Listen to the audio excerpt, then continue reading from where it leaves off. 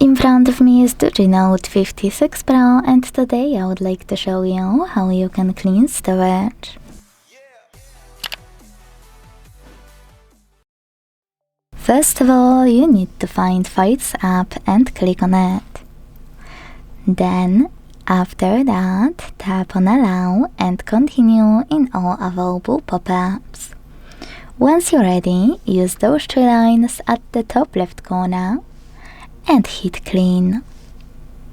Then tap on Clean under Junk Files, and last but not least, select Clear in the pop-up. As you can see, after a few seconds, storage of my device was successfully cleaned. Quick tip: if you want to do it faster in the future, just hold Files up until you see this pop-up. From it, select Clean, and then do exactly the same I just showed you.